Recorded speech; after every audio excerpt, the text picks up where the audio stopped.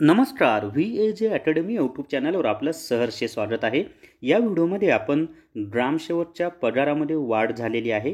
तसंच ग्रामसेवक या पदाचं नावसुद्धा बदललेलं आहे आणि महाराष्ट्र शासनाच्या मंत्रिमंडळाने तो निर्णय घेतलेला आहे आणि त्याची अंमलबजावणीसुद्धा लवकरच होईल.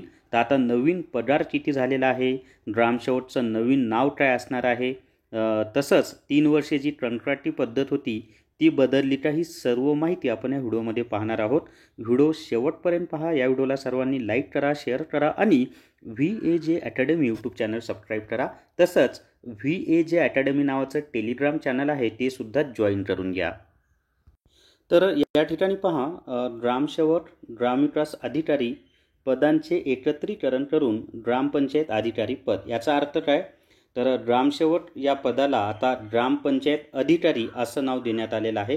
म्हणजे आधी ग्रामसेवक सुरुवातीला असायचं, नंतर त्यांचं प्रमोशन झाल्यानंतर म्हणजे एक विशिष्ट कालावधी झाल्यानंतर साधारण 10 वर्षानंतर वगैरे ग्रामविकास अधिकारी हे त्यांना नाव मिळायचं.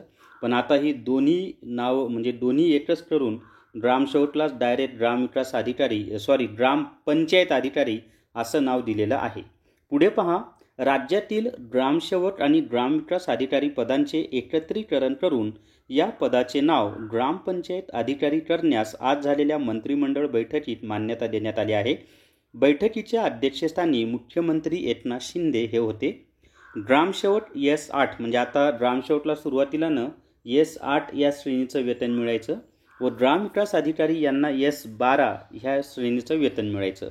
ही दोन्ही पदे एकत्र करून त्यांना 25,500 ते 81,100 या वेतन श्रेणीतील ग्रामसेवक हे मूळ पद कायम ठेवून या पदाचे नाव ग्रामपंचायत अधिकारी असे करण्यात येईल. म्हणजे आता नवीन वेतन श्रेणी काय असणार आहे ग्रामपंचायत अधिकारी यांची, तर 25,500 ते 81,100 म्हणजे साधारणतः पहिलं वेतन हे 50,000च्या आसपास जाईल. सर्व TA DA वगैरे सगळं मिळून, महागाई भत्ता वगैरे सगळं मिळून.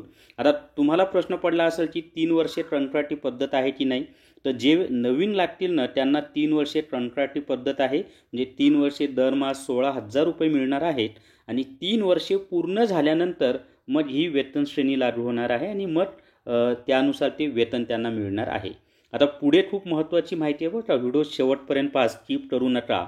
पुढे काय म्हटलेलं आहे, तसेच नव्या ग्रामपंचायत अधिकारी पदास 10 वर्षानंतरच्या सेवेचा पहिला लाभ विस्तार अधिकारी म्हणजे S14 20 हा लाभ मिळेल.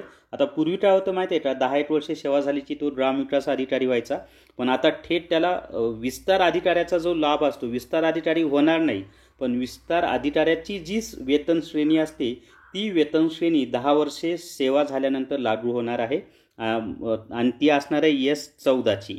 आता पुढे पहा, 20 वर्षाची सेवा झाल्यानंतर किती वेतन मिळणार आहे ते पहा. तर 20 वर्षांच्या सेवेनंतरचा दुसरा लाभ सहाय्यक गट विकास अधिकारी, आता पंचायत समितीचे जे सर्वोच्च प्रमुख असतात ते गट विकास अधिकारी असतात, तर त्यांना मदत करण्यासाठी जे सहाय्यक गट विकास अधिकारी असतात त्यांची वेतन श्रेणी ग्रामसेवकचं 20 वर्षे सेवा पूर्ण झाल्यानंतर लागू होणार आहे. म्हणजे ते सहाय्यक गट विकास अधिकारी होणार नाहीत पण वेतन त्यांना सहाय्यक गट विकास अधिकाऱ्याचंच मिळणार आहे 20 वर्षे सेवा झाल्यानंतर, आणि तेव्हा वेतन श्रेणी ती S15ची असेल. व 30 वर्षानंतरचा सेवेचा तिसरा लाभ गट विकास अधिकारी, म्हणजे 30 वर्षे जर सेवा कोणाची झाली तर त्याला वेतन हे गट विकास अधिकाऱ्याला जे वेतन असतं तेच वेतन त्याला मिळणार आहे. गट विकास अधिकारी पद नाही मिळणार पण वेतन मिळणार.